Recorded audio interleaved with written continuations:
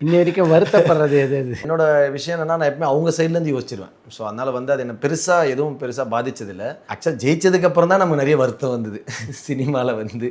அப்படியா? ஆமாம், அது முயற்சி பண்ணும்போது இட்ஸ் ஒரு பார்ட் ஆஃப் த ட்ராவல் தான். நமக்கு வந்து அந்த இண்டஸ்ட்ரியை பற்றி தெரியாது, மக்களை பற்றி தெரியாது, எதுவுமே இல்லை. நமக்கு தெரிஞ்சது சினிமா நடிக்கிறோம், டைரக்ஷன் ஆசை, இந்த மாதிரி இப்படின்னு சொல்லிட்டு அப்படியே அதை நோக்கி பயணிச்சுட்டே இருந்தால். அப்போ இதெல்லாம் வந்து ஒரு பார்ட் ஆஃப் த ஜேர்னி மாதிரி இருந்தது. பட் அது நமக்கு எல்லா இடத்துலையுமே அந்த பிரச்சனைகள் இருக்குன்னு. பட் சினிமாவில் ரொம்ப ஈஸியாக இருக்குது. ஏன்னா சினிமா ரொம்ப எக்ஸ்போஸ் ஆகும், எல்லாருக்குமே தெரியும். என்னன்னா சின்ன சின்ன கேரக்டர்ஸ் நடிக்கும்போது அங்கே நம்மளை ட்ரீட் பண்ணுற விதம், சாப்பிட்ற இடத்துல நம்ம நடத்துகிற விதம்லாம் கொஞ்சம் பயங்கர பெயின்ஃபுல்லாக இருந்திருக்கு எனக்கு. இந்த அனுபவம் பல நடிகர்களுக்கு இருக்கு, தொடர்ந்துட்டே இருக்கேன். ஆமாம், அது வந்து என்னன்னா அவங்கள நம்ம சொல்ல முடியாது சார். ஆனால் எனக்கு அது ரொம்ப ஆச்சரியமாகவும் இருக்கும் எனக்கு. ஆனால் இப்போ அதே நம்ம ஜெயிச்சதுக்கப்புறம் அவங்க நம்ம மேலே காட்டுற அன்பை பார்க்கும்போது எனக்கு பயங்கர ஆச்சரியமாக இருக்கும். ரொம்ப ஐயும் வேணாம், ரொம்ப ஒன்றும் லோவும் வேணாம், நார்மலாக ஒருத்தன் மனுஷன் மாதிரி ட்ரீட் பண்ணாலே ரொம்ப ரொம்ப ஹாப்பியாக இருக்கும். இப்போ திடீர்னு நான் ஒரு ரீசெண்டாக ஃபங்க்ஷன் பண்ணேன். இன்னொரு நடிகரோட அசிஸ்டன்ட், அவர் வந்து அவரை பார்த்து அவர்கிட்ட சம்பளம் வாங்குறாரு, பார்த்துக்கிறாரு, ஒரு ரீசன் இருக்குது. பட் அவரை விட அவரை மாதிரி நம்மளையும் ரொம்ப அன்பாக பார்த்துக்கிட்டாரு. எனக்கு ரொம்ப ஆச்சரியமாக இருக்கும்.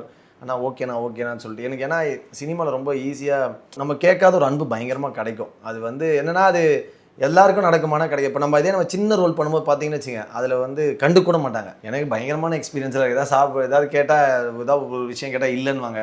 பக்கத்தில் யாராவது கேட்பாங்க, அது கொடுப்பாங்க. ஸோ அதெல்லாம் வந்து ரொம்ப ஹர்ட்டிங்காக இருக்கும். அப்புறம் நம்ம தங்குற இடங்கள், சின்ன சின்ன ரோல் நடிக்கும்போது ரொம்ப அது என்னென்னா அது நான் ஒத்துப்பேன்.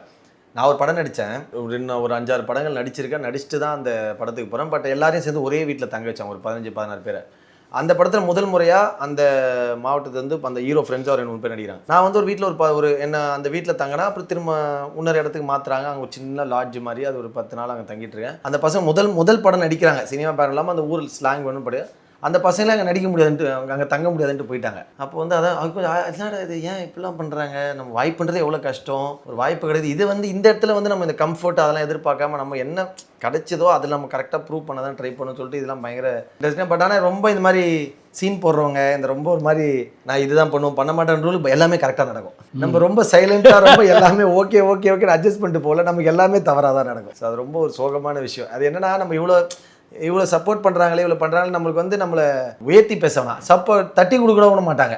இதே ஒருத்தங்க பயங்கர திமிரா, நான் அப்படிதான் சொல்லிட்டேன் சார், அவர் அப்படிதான்ப்பா, அவருக்கு அப்படின்னு எல்லாமே கரெக்டாக பண்ணுவாங்க, பயந்து. ஸோ டிமாண்ட் பண்ணால் தான் எல்லாம் கிடைக்குது. ஆமாம், இங்கே கண்டிப்பாக அது நம்ம என்ன அதான் சொல்லுவாங்க, இங்கே ஆக்டராக சினிமாவில் இருக்கும்போது சில விஷயங்கள் நம்ம விருப்பம் இருக்கலையோ சில விதமாக நடந்துக்கிறது வந்து நிறைய பேர் கொஞ்சம் ஒரு ப்ரௌடு பர்சனாக வந்து ஏன்னா தேவைப்படுது. ஆமாம், கண்டிப்பாக.